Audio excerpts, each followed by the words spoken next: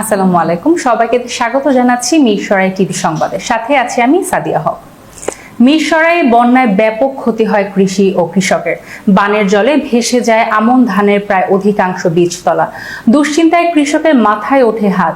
বন্যা পরবর্তী ধানের চারা তীব্র সংকট দেখা দেবে অনেকটাই নিশ্চিত ভেবে এগিয়ে আসেন স্বেচ্ছাসেবী সমাজ উন্নয়ন সংস্থা, দুর্বার প্রগতি সংগঠন ও কৃষি উন্নয়ন সংগঠন পত্রপল্লব। আগস্টের 4 তারিখে আমন ধানের 60 কেজি জ্বালা রোপণ করি।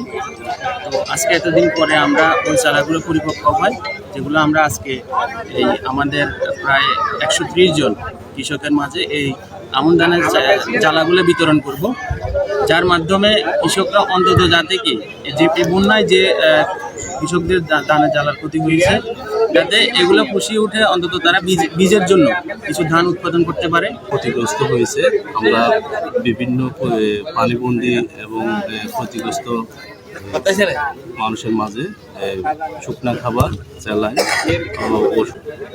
কৃষকদের প্রতি লাঘবে আমরা চেষ্টা করেছি। দুর্যোগে ঐক্য গড়ি কৃষিতে স্বপ্ন বুনি এই প্রতিপাদ্য নিয়ে গত 1 সেপ্টেম্বর সদস্যদের স্বেচ্ছাশ্রম ও স্থানীয় কৃষকদের সহযোগিতায় তারা মিরসরাইয়ের মিঠানালা ও মঘাদিয়া ইউনিয়নের 25 শতক জমিতে বপন করেন BR-22 জাতের 60 কেজি আমন ধানের বীজ। নিবিড় পরিচর্যায় বীজতলায় দীর্ঘ 1 মাস পর চারা পরিণত হলে 28 সেপ্টেম্বর শনিবার দুর্বার প্রাঙ্গণে স্থানীয় 100 কৃষকের মাঝে চারাগুলো বিতরণ করা হয়। দুর্বারের বিতরণকৃত ধানের চারা প্রায় 6 একর জমিতে লাগানো যাবে। চারা বিতরণ কার্যক্রমে এ সময় উপস্থিত ছিলেন দুর্বার সদস্য, শুভাকাঙ্ক্ষী, রাজনৈতিক ব্যক্তিত্ব ও স্থানীয় কৃষকবৃন্দ।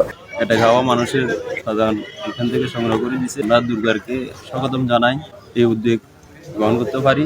জ্বালা অনুদান করতেছি এবং আমার অনেক জ্বালা ক্ষতি হওয়ার পরে আমি জমিও লাগাইতে পারিনি।